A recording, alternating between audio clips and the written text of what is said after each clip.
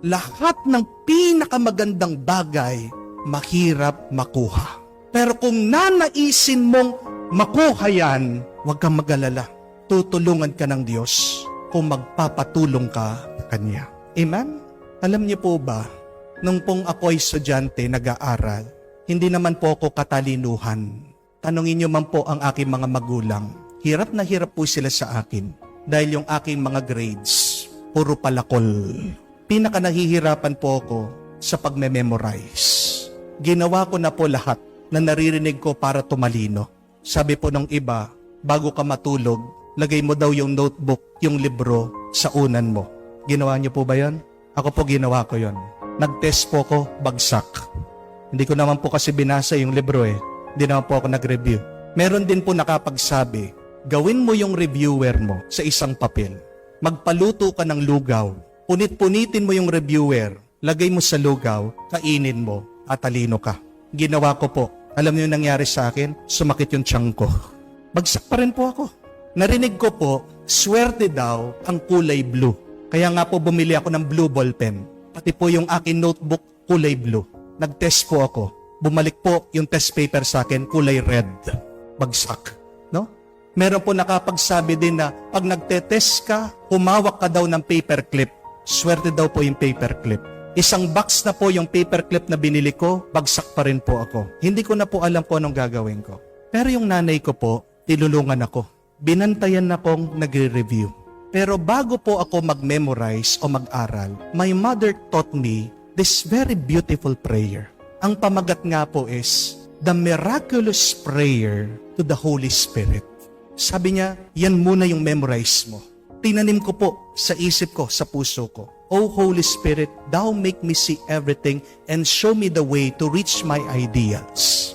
Hanapin niyo po sa internet, napakaganda po ng panalangin na yun. At sabi niya, bago ka mag-test, dasalin mo yan.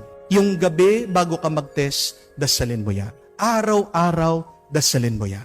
Alam niyo po, magsimula nung na-memorize ko yung prayer na yon. At nung magsimula, nung palagi kong pinagdarasal, hindi na po ako bumagsak.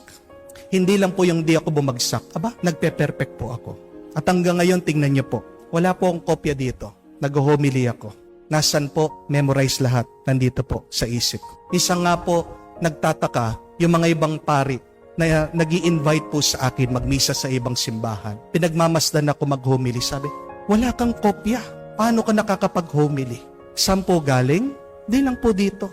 Because before I make the homily, before I deliver the homily, I always pray that, O Holy Spirit, Thou make me see everything and show me the way to reach my ideals. Try it. Subukan niyo po.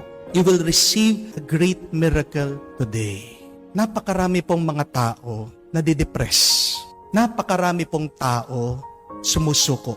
Napakarami pong tao in despair na sila. Mag-ingat ka. Pag sobrang lungkot na ang iyong nararamdaman dahil hinahayaan mo na makinig at sumunod sa masamang espiritu na ang layon nitong masamang espiritu ay sirain ang iyong isip, iyong puso at kaluluwa. That is the goal of the evil spirit. To destroy your soul, to separate you from God. Pero pag nararamdaman mo na yon, pray the prayer of the Holy Spirit. The most simple prayer is this. Say, Come, Holy Spirit. Kung hindi mo man ma-memorize yung panalangin ng Banal Espiritu, ganun lang kasimple.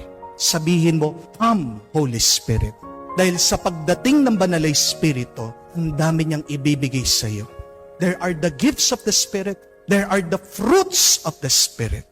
Kaya nga, sa gitna ng ating mga pagsubok at problema, yan yung dasal natin.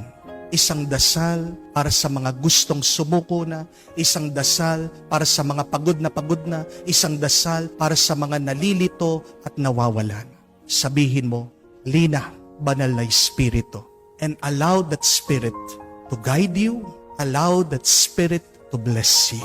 Magpasalamat po tayo sa Banal na Espiritu. Dahil itong Banal na Espiritu ang palaging tumutulong sa iyo. Gusto niyang maging mas magandang buhay mo. Gusto niyang mapabuti ka. Gusto niyang maibalik ka sa Diyos Ama.